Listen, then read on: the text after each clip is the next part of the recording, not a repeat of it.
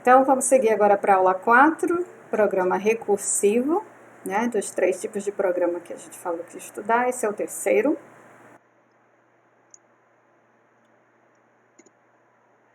Seguindo aqui o sumário, né? Estamos no capítulo 2, que fala sobre programas, máquinas e computações. Na aula de hoje a gente vai estudar sobre o programa recursivo. E nas aulas seguintes a gente segue aí com os estudos de máquinas, computações, funções computadas e equivalências. Primeiro, antes de a gente falar sobre o programa recursivo, vamos relembrar um pouquinho o que é recursão.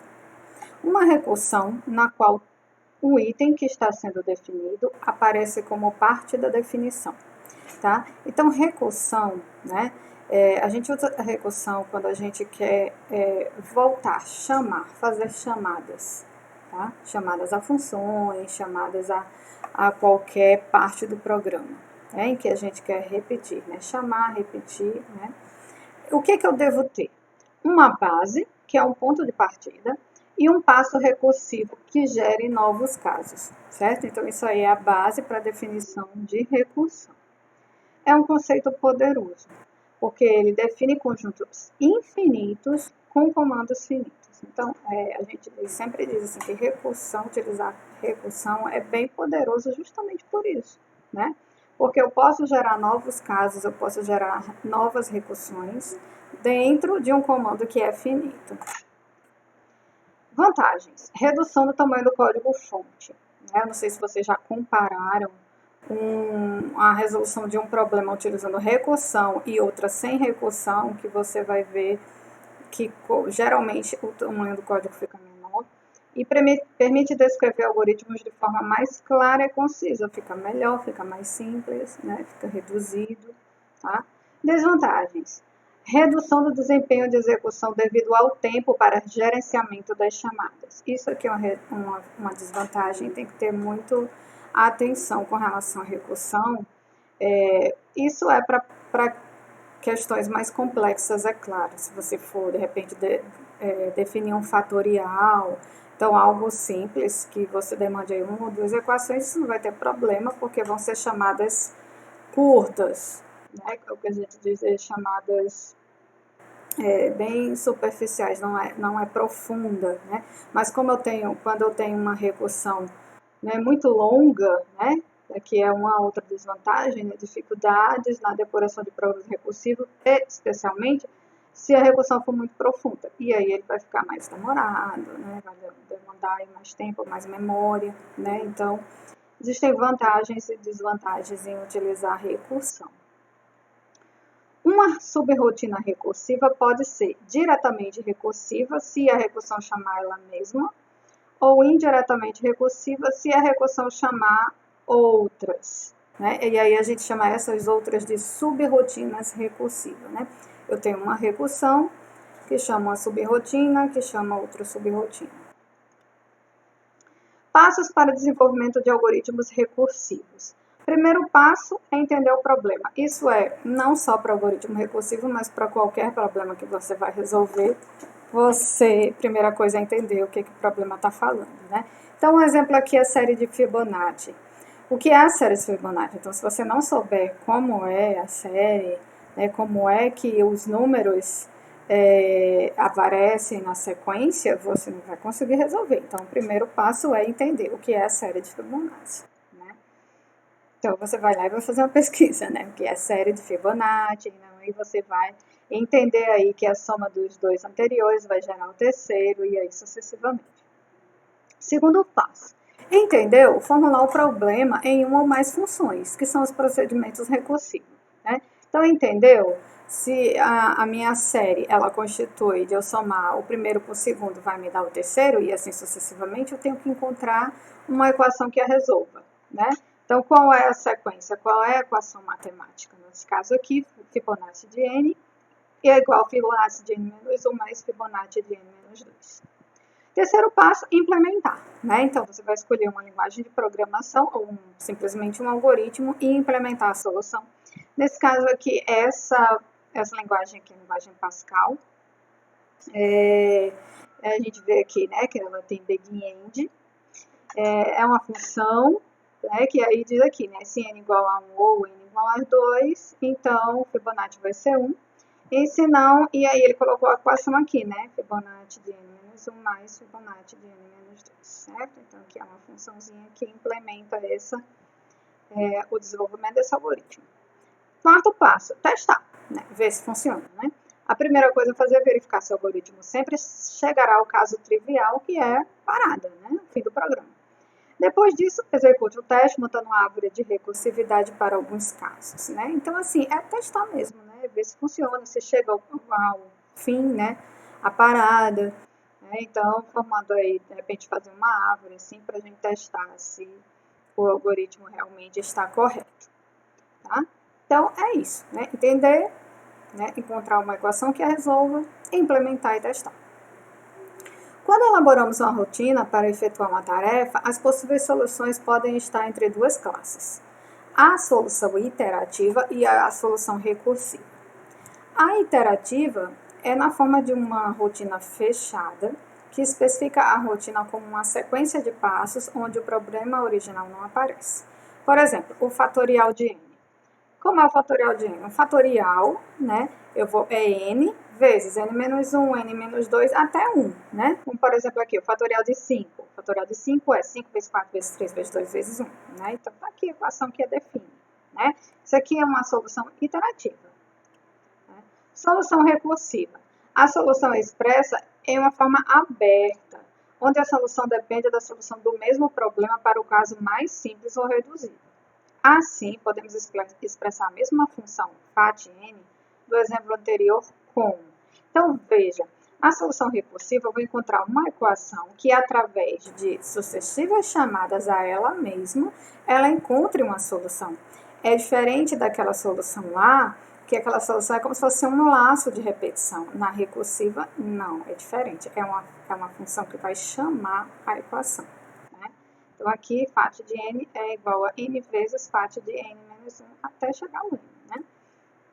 Então, veja, a implementação aqui não recursiva, ou seja, uma implementação iterativa aqui, e uma implementação recursiva. Só olhando assim, né, pelo tamanho, a gente já vê que a implementação recursiva é menor, e geralmente um programa recursivo ele é menor do que, com recursividade, né, na verdade, ele é menor do que uma que não tem a recursividade. Todos os dois aqui, né, em forma de função, né, então foi criada uma função aqui chamada fatorial para ambas. E aqui, né, o resultado, né, aqui utilizando a solução iterativa com laço de repetição para, e aqui utilizando a recursiva, colocando aqui direto a função, tá? A ideia básica. Como já citado, a recursão corresponde a uma função chamar a si mesma dentro do código. A execução de uma recursão cria uma árvore em que cada nó, que não seja nó folha, tenha um número n de filhos, sendo n o número de vezes que a função chama a si mesma dentro do seu código. Né? Então, numa recursão, a gente nunca sabe quantas vezes aquela função vai ser chamada. O importante é a gente saber que ele tem um caso de parada, né? Que um dia aquela chamada ali vai chegar no caso fim, né? No nó folha.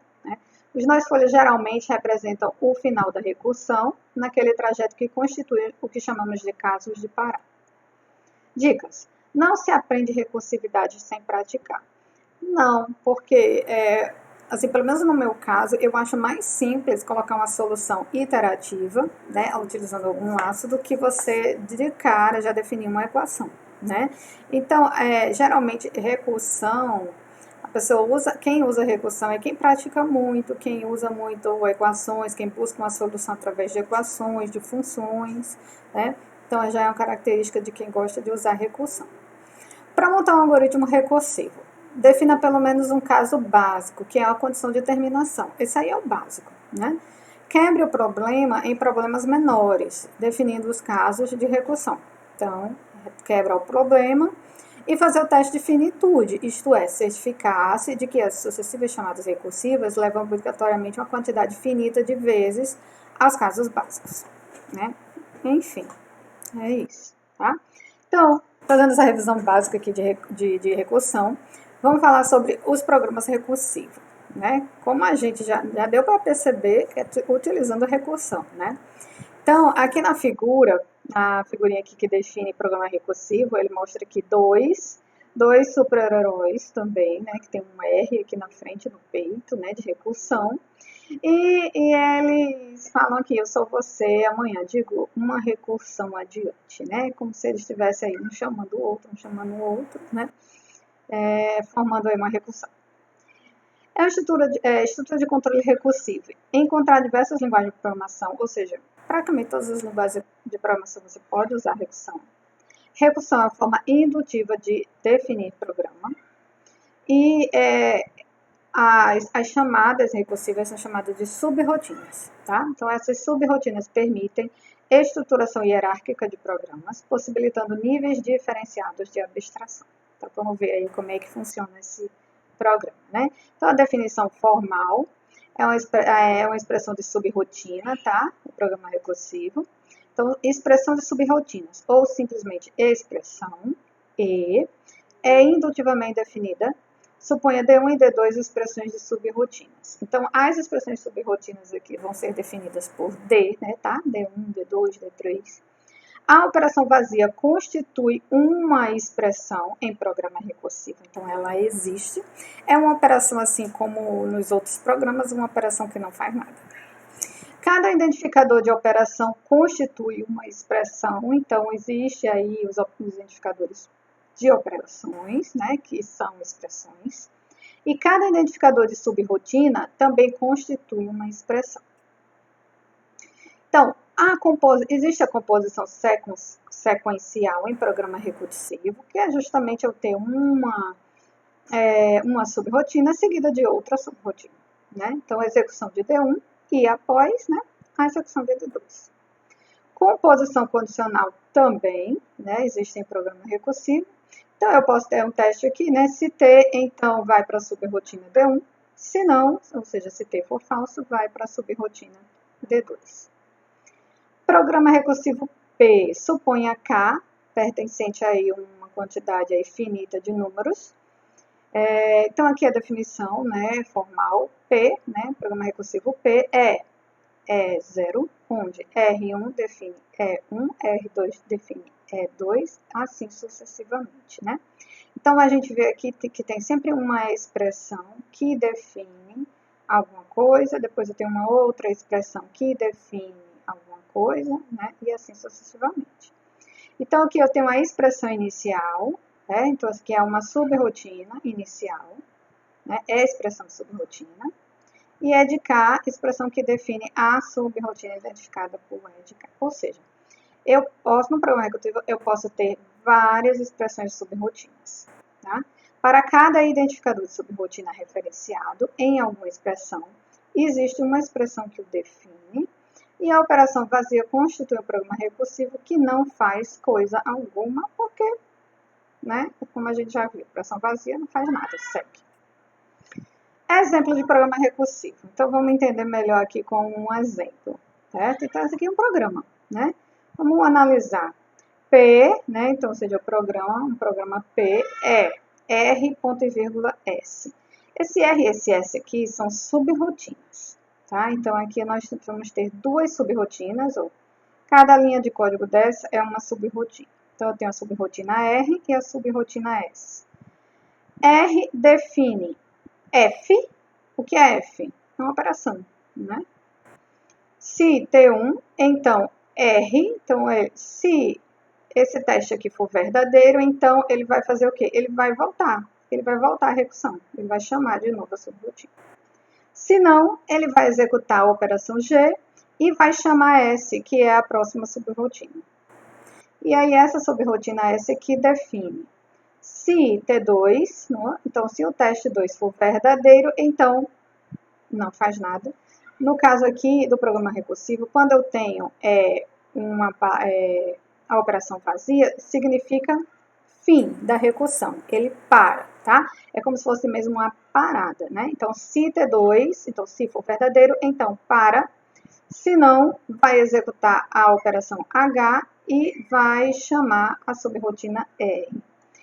Então, veja, esse programa recursivo aqui é um programa que tem duas subrotinas e que essa subrrotina, essa primeira subrrotina aqui, ela chama a segunda subrrotina essa. E essa subrrotina essa aqui chama a primeira, né? Então, note que a recursão é implícita, no sentido em que as subrrotinas R e S se referenciam mutuamente. E, portanto, R e S se autorreferenciam indiretamente, né? Uma referencia a outra, né? Então, uma fica chamando a outra. Mas esse programa aqui, ele ele tem fim. Porque ele para aqui, ó. Tá? Então, mais uma dica. Todo programa recursivo, ele tem que ter um vazio, uma operação vazia, que é justamente o caso de parada. Tá? Então, é a parada dele. Se eu tiver um programa recursivo sem o vazio, então ele não para. Certo? Então, é o caso de parada aí do programa recursivo. Intuitivamente, a avaliação da expressão inicial. Então, aqui algumas observações. Cada identificador de subrrotina referenciado é substituído pela correspondente expressão que o define. E assim, sucessivamente, recursivamente. Então, ele vai ficar chamando as subrrotinas até que aconteça o quê? Um caso de parada, né? Até que seja substituído pela operação vazia, determinando o fim da recursão, tá?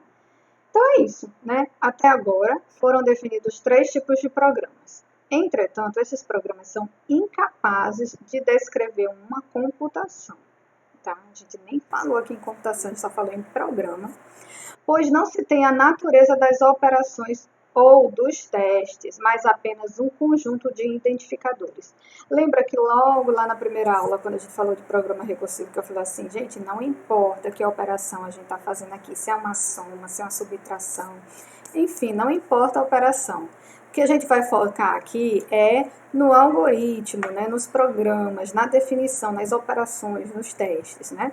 Então, os programas, enfim, eles são incapazes de descrever uma computação porque não existe natureza das operações. É uma operação qualquer, né? Não está identificado que a operação é, né?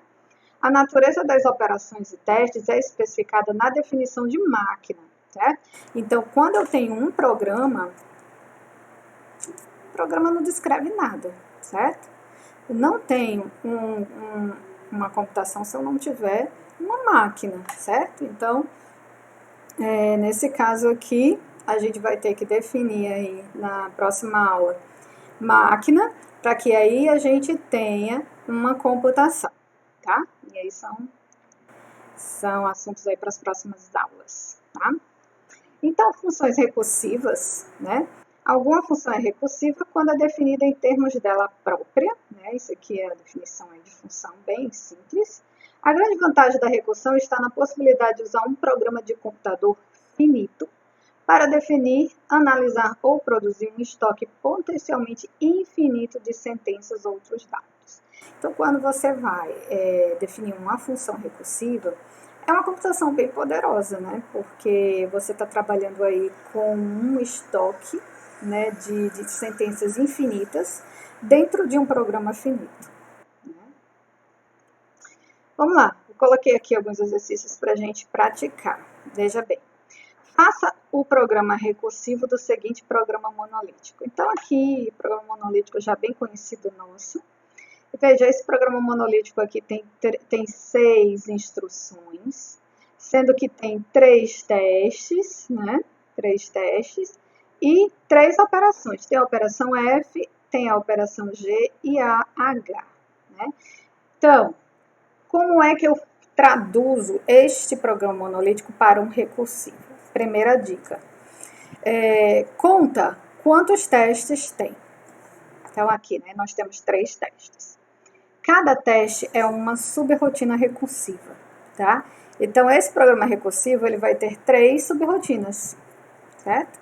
Então, é isso, vão ter 3 subrrotinas, 3 comandos, né? Então, eu vou colocar aqui direto e a gente vai analisar, tá? Então, ó, programa monolítico, né? Eu chamei aqui de PM, tá? Programa monolítico. É R1, onde, tá? Então, aqui eu defini, né? Faça o programa recursivo do seguinte programa monolítico. Então, eu coloquei aqui PM é R1, onde? Quem é R1? R1 é a primeira subrrotina, No caso aqui eu vou ter 3, né? R1, R2, R3. Não necessariamente eu preciso colocar aqui na frente R1, R2, R3, como eu fiz no exemplo anterior. Você pode colocar assim, só R1, né? Porque aí R1 em algum momento aqui vai chamar o R2 ou o R3 e assim sucessivamente, né? O importante é que eles se referenciem, né? Para que ele justamente fique fazendo essas chamadas e aí tem um caso de parada para terminar. Então, nesse caso aqui, R1 é a primeira subrrotina, né? R1 define. Se T1, então, aqui no caso, né, no programa analítico vá para 2, que é o faça F. Então, se R1, então, F, ponto e vírgula, R1. Por que R1? Porque aqui, ó, ele fala vá para 1. Então, ele volta, né? Então, se T1 vá para 2, faça F vá para 1. Então, ele fica aqui voltando. Então, R1, volta. Se não, vá para 3. Quem é 3? É a próxima subrrotina. Então, R2. Então, R2 define. É um outro teste, o T2. Se T2, então, vá para 4, aqui no caso, que é a próxima subrrotina. Então, aqui eu já chamei R3. E se não, vá para 5. E quem é 5? É o G, né? Então, G, ponto e vírgula, para onde ele está seguindo? Ele está dizendo aqui que vá para 4, ou seja, para R3. Então, aqui eu chamo a subrrotina R3. E aqui eu defino R3, subrrotina R3, define. Se T3, então vá para 7, ou seja, aqui é a parada, né? Então, é o palavra vazia, parada. Se não, né, vá para 6, e 6 é o que? O H, a operação H, vá para 4, que é o R3, né? Então, pronto, tá aqui. É super simples, certo? Traduzir programa recursiva a partir de monolítico. É só mesmo você contar quantos testes tem e cada teste vai ser uma subrrotina. E aí as operações elas vão ficar aqui dentro das subrrotinas, certo? Tem dentro aí, seguindo o fluxo do condicional, né? De se for verdadeiro ou falso, e aí vai seguir para onde é que está chamando as operações. Tranquilo? O outro exercício, a partir do fluxograma, descreva o programa recursivo. Então, aqui já fizemos diferente, né? Demos um programa monolítico aqui através do fluxograma. Definir um programa recursivo. Então, analisando aqui, quantas subrrotinas recursivas nós vamos ter? 2. Temos 2 testes, 2 subrrotinas, né? Aí você pergunta assim, mas aqui começa com uma operação, como é que eu faço? Programa recursivo, é possível, né? Eu iniciar logo com uma operação? Tá? Mesmo se você for lá na definição de programa recursivo, ela não aceita desvios incondicionais. Só que essa operação aqui, ela vai ficar dentro de uma subrrotina. Então, dentro de uma subrrotina não há desvios incondicionais, porque é uma subrrotina de recursão, né? Então, veja, como é que a gente responde aqui? Aí eu chamei aqui fluxograma ER1. Geralmente a gente coloca aqui a primeira subrrotina, né? Então, fluxograma, então, é o nome do programa, R1, onde R1 define F, né? Então, ou seja, eu executo o F, a operação F. Se T1, então R1, ele está voltando, né? Volta para R1. Se não, G e R2, que é o próximo teste, a próxima subrrotina. E R2 define se T2, então é a parada, então aqui, né, o símbolo da palavra vazia. Se não, ele vai voltar aqui para R1, então se não, R1. Ok? Tranquilo? O próximo exercício, dado o programa monolítico P1, que está aqui, escreva o programa recursivo. Então, aqui dado mais uma vez um fluxograma, traduzir para o recursivo. Veja bem, aqui nós temos 3 testes, então eu vou ter 3 subrrotinas de recursão, né? Então, vamos lá. Já jogando aqui direto, vamos entender. Programa P1, né? P1 é R1, onde? Veja que eu estou chamando as subrrotinas de R1, R2, R3, né? Então, como se fosse assim, recursão 1, recursão 2, recursão 3 e assim sucessivamente. E aí vocês podem resolver os exercícios assim dessa forma também. R1 define, né? Então, se P1, então F, né? Ponto e vírgula, R2, né? Porque quando ele termina a operação F, ele já vai para o próximo teste. Então, R2. Se não, R2. Beleza? Então, R2 define, né? Então, o segundo teste, né? Se T2, então GR3, né? Que é o próximo teste. Se não, parada, né? Então, o símbolo aqui de palavra vazia, parada. E R3. R3 é quem está aqui, né? O outro teste. Se T1, então, parada, né? Então, eu tenho duas paradas nesse programa, né? Parada. Se não, ele vai fazer F, a operação F, e vai voltar para R1. Vai voltar para o início, vai voltar aqui para a primeira subrotina. Ok, tranquilo? Veja que sempre, todas as subrotinas, elas chamam ou ela mesma ou outra, né? Nesse caso aqui, esta primeira subrotina aqui, ela chama R2. Essa subrotina R2 aqui, ela chama R3 ou então para. E essa outra subrotina aqui, R3, ela para ou então volta para R1. Beleza, gente? Então, a gente fica por aqui. E a próxima aula a gente vai definir máquinas.